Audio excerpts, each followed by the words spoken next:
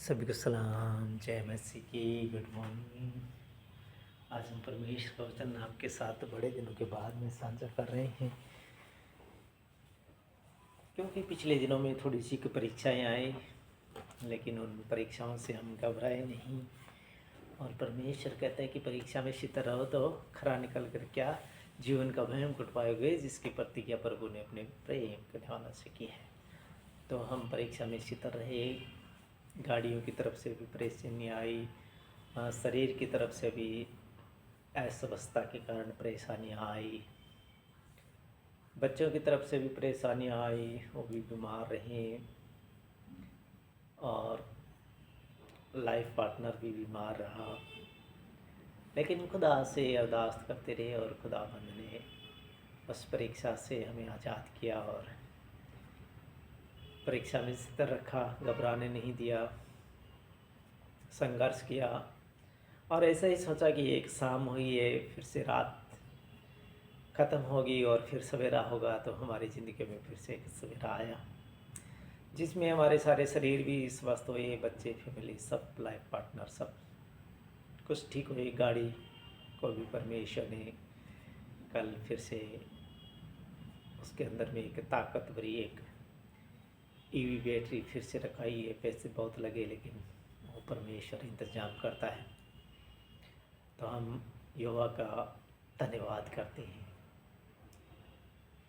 आप भी अपने जीवन में यहोवा का धन्यवाद करते रहिए। जब भी आप दिन में उठते हैं, बैठते हैं, तो परमेश्वर का क्या है कि धन्यवाद करते रहिए।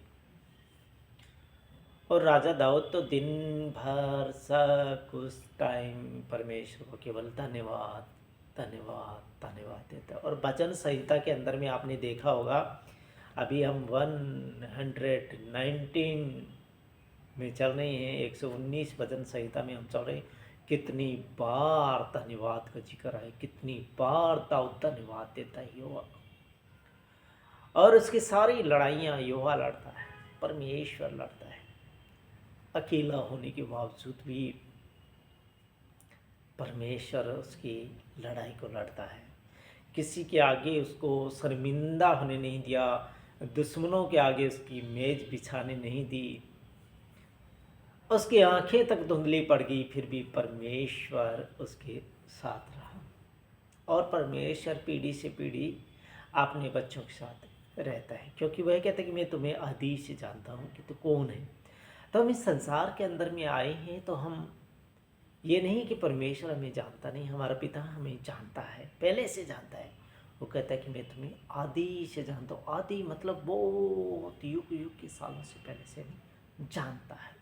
हम यहाँ पर आके थोड़ा सा क्या करते हैं कि अपने मन को लगा लेते हैं कि यही हमारा स्टेशन है, यही हमारा टर्मिनल है।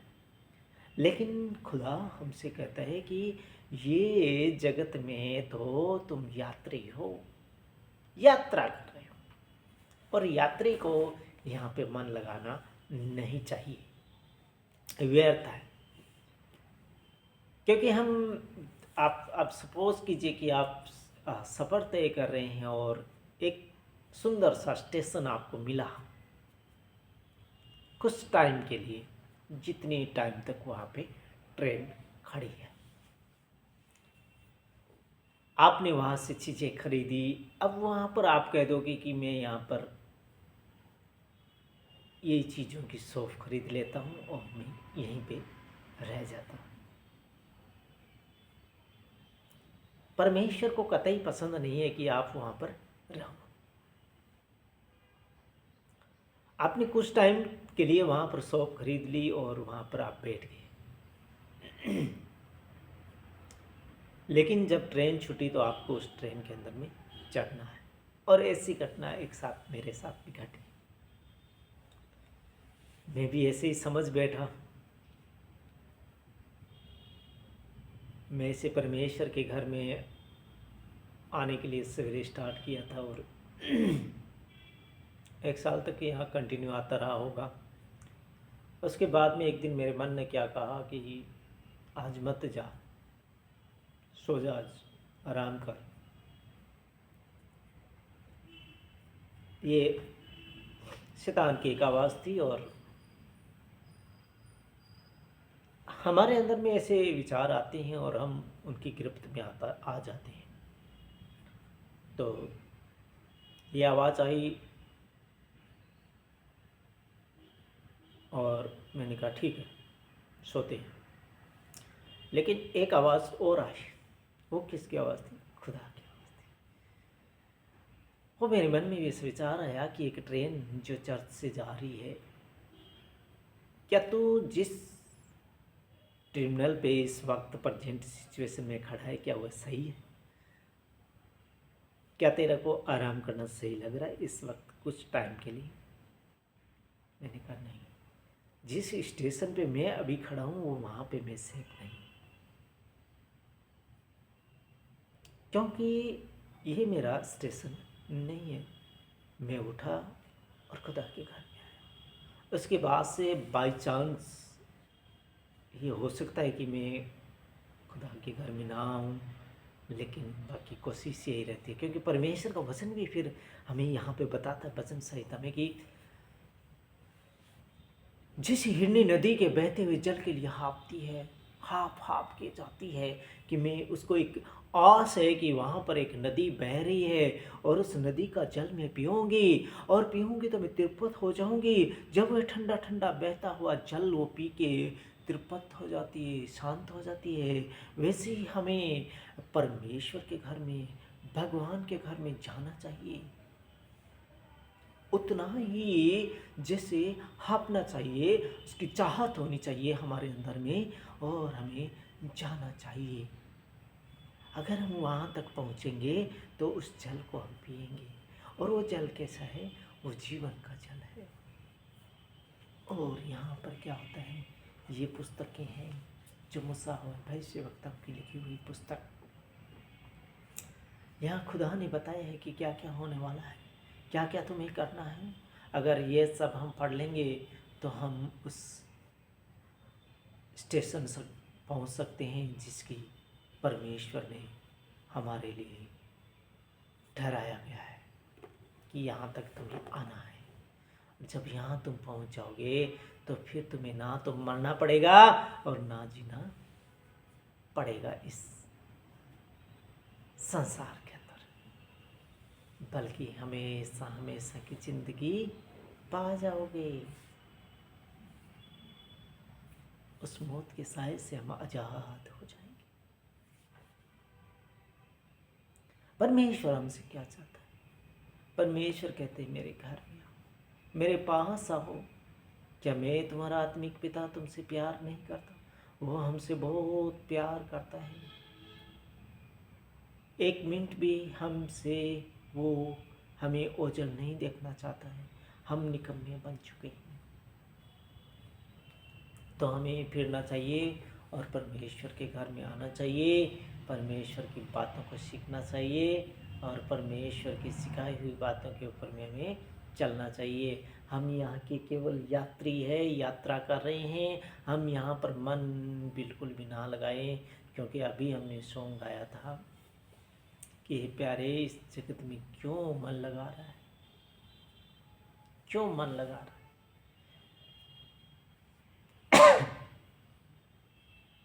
कंकड़ जोड़ जोड़ के महल बनाया, नीवा जिनकी कच्चियाँ। नींव तो कच्ची पड़ी है, कंकड़ एक एक जोड़ के महल को बना लिया है। कोड़ी कोड़ी माया जोड़ी, बहुत ही अच्छा गीत था।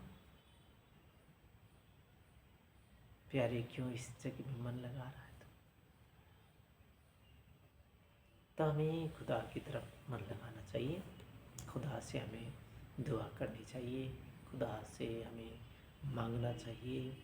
जो भी हमारी दुख तकलीफ़ें हैं खुदा के पास लेके आइए, खुदा सॉल्व करेगा, जैसे मेरी प्रॉब्लम को सॉल्व करता है। तो यहाँ पर भजन संहिता आज चर्चा होगी। भजन संहिता 119 अध्याय और उसका 16वां भाग।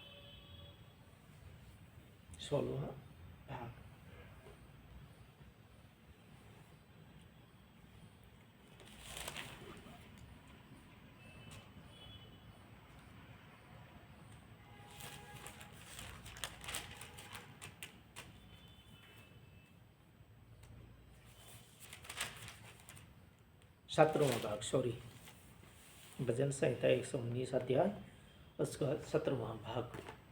क्या लिखा है यहाँ पर? परमेश्वर की व्यवस्था पर चलने की इच्छा। हमारी इच्छा होनी चाहिए परमेश्वर की व्यवस्था के ऊपर चलने की। तो यहाँ पर लिख रहे हैं 129 आयत ये कहती है कि तेरी चितौनियाँ अनूप है, तेरी चितौनियाँ, तेरी बातें, तेरी व्यवस्था अनूप है, बहुत अच्छी है। इस कारण मैं उन्हें अपनी जी से लगाए हुए हूँ। बहुत ही प्योरीफाई है, इसलिए मैं उसे अपने जी से लगाए हूँ। राजा दाऊद कह रहा है परमेश्वर, तेरी बातों के खुलने से प्रकाश होता है, तेरी बातों के खुलने से प्रकाश होता है। इससे भोले लोग समझ प्राप्त करते हैं, इससे भोले लोग समझ प्राप्त करते हैं। तेरी बातों के खुलने से प्रकाश होता है, उससे भोले लोग समझ प्राप्त करते हैं, भोले लोग समझ प्राप्त करते हैं। मैं मुंह खोल कर हाँफने लगा, मैं मुंह खोल कर हाँफने लगा, मैं मुंह को खोल कर हाँफने लगा। जैसे अभी बातें आई थी कि हिरनी जैसे नदी के बहते हुए जल के लिए हाँफती, वैसे हम परमेश्वर के वचन के लिए हाँफे। वैसे ही यहाँ पर लिखा गया है, मैं मुंह खोलकर हाँफने लगा क्योंकि मैं तेरी आज्ञाओं का प्यासा था। तेरी जो आज्ञा है उसका मैं क्या था? प्यासा था। तेरी आज्ञाओं का मैं प्यासा था।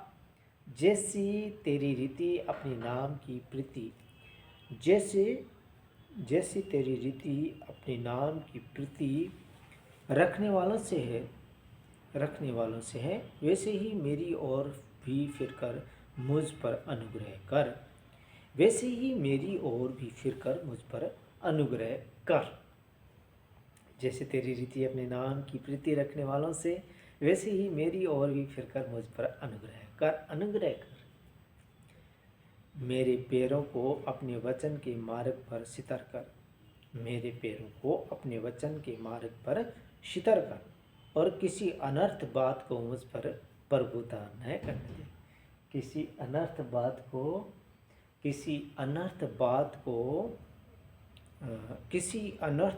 को मुझ पर प्रभुता न करने दे। किसी भी कोई भी अनर्थ बात, झूठी बात को मेरे ऊपर में प्रभुता राज करने मत दे। मेरे ऊपर में किसी भी झूठी बात को प्रभुता होने मत दे। मुझे मनुष्यों के अंधेर से छुड़ा ले, मुझे मनुष्यों के अंधेर से क्या कर ले? छुड़ा ले। तब मैं तेरे उपदेशों को मानूंगा, तब मैं तेरे उपदेशों को क्या करूँगा? मानूंगा। अपने दास पर अपने मुख का प्रकाश चमका दे, अपने दास पर अपने मुख का प्रकाश चमका दे, और अपनी विधियाँ मुझे सिखा दे, और अपनी विधियाँ मुझे सिखा दे, अपनी विधियाँ मुझे सिखा दे। मेरी आँखों से जल की धारा बहती रहती है, मेरी आँखों से जल की धारा बहती रहती है, क्योंकि लोग तेरी व्यवस्था को नहीं मानते। क्यों जल की धारा बहती रहती है दाऊद की आँखों से? क्योंकि लोग तेरी व्यवस्था को नहीं मानते। और आज प्रेजेंट सिचुएशन भी यही चल रही है, लोग परमेश्वर की व्यवस्था को नहीं मानते। आज भी वही है, पहले भी वही था। दाऊद की आंखों से जल की धारा बहती रहती है, क्योंकि लोग तेरी व्यवस्था को नहीं मानते, लोग तेरी व्यवस्था को नहीं मानते। इसलिए जल की धारा रोते रहते हैं दाऊद की, क्या होगा परमेश्वर, क्यों ये लोग नहीं मानते हैं? क्या होगा परमेश्वर, क्यों ये लोग नहीं मानते हैं? तो खुदा से उनके लिए दुआ भी करता था। ऐसी बात नहीं कि दाऊद दुआ नहीं करता था। और जब दाऊद का बेटा राजा सुलेमान कहता है कि एकजुट हो जाओ, सारी मानव जाति क्या करो? एकजुट हो जाओ, एकजुटता में बहुत बड़ी ताकत है। और उसने ये भी कहा कि चींटियों के ऊपर में नज़र डाल के देखो कि वह कल्ली कल्ली अकेली उस टुकड़े को नहीं खाती है, ये नहीं सोचती कि इसको बहुत दिनों तक मुझे खाने के लिए मिल गया है, अब मैं इसे आती रहूँगी खाती रहूँगी, बाकी सारी चींटियों को मैं नहीं बताऊँगी, मैं अपना भरपेट खाऊँगी और पीऊँगी और आ जाऊँगी और इनको नहीं बताऊँगी। बल्कि वो क्या करती है, पहले उस रोटी के टुकड़े को देख के जाती है और फिर अपने सभी साथियों को लेके आती है और उस रोटी के टुकड़े को उस मंजिल तक लेके जाती है और अपनी मंजिल में सभी ऐश और आराम से फिर उसे खाते और पीते हैं। लेकिन मानव जाति क्या करने लगी, केवल अकेली अकेली खाना चाहती है, अकेली अकेली अच्छे कुछ बनाना चाहती है, अकेले अकेले सब कुछ खाना चाहती है। तो ऐसा चींटियाँ नहीं करती है। इसलिए सुलेमान ने कहा कि चींटियों के ऊपर में नज़र डाल के देखो, वहाँ से हमें एक सीख मिलती है कि कैसे ये चींटियाँ एकजुट रहती है और हम मानव जाति क्यों एकजुट नहीं है।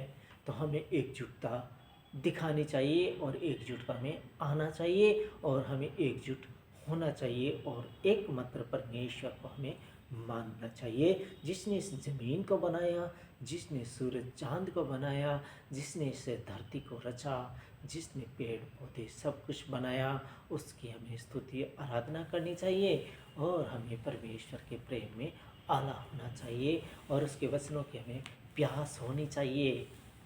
अगर हम प्यास के लिए नहीं हाँपेंगे तो हमें कुछ हासिल नहीं होगा। एक दिन इस जगत के सराय से हम निकल जाएंगे और फिर हमें कहाँ पे डाल दिया जाएगा, नरक में डाल दिया जाएगा, अगर हम परमेश्वर की व्यवस्था को नहीं मानेंगे। तो हमें परमेश्वर की व्यवस्था को मानना चाहिए और परमेश्वर की व्यवस्था के ऊपर में चलना चाहिए। जो परीक्षाएं आती हैं उनसे हमें नहीं डरना चाहिए, क्योंकि ये एक रात आई है और फिर दिन आएगा। क्योंकि परमेश्वर पहले से हमें बता दिया कि परीक्षा जब आए तो सितर रहना, सितर रह के खरा निकल कर जीवन का भय मुकुट पाओगे, जिसकी प्रतिज्ञा प्रभु ने अपने प्रेम करने वाला से किया। तो हमारे ऊपर, हमसे अगर प्रेम करता है प्रभु, तो हमारे ऊपर में परीक्षा आएगी। जब परीक्षा आएगी तो उससे घबराना नहीं है। जो पिछले दिनों में हमारे ऊपर में परीक्षाएं आई, चारों तरफ से परीक्षाएं आई, गाड़ियों ने साथ नहीं दिया, लाइफ पार्टनर ने साथ नहीं दिया, उसके ऊपर में बीमारियां आई, काम हम कर नहीं सके, वर्क एरिया पे हम जा नहीं सके, बच्चे बीमार हो गए, बच्चों को संभालना, उनको दवाई पानी देना, सारा कुछ सारी तरफ से हम परेशानी में घिर गए।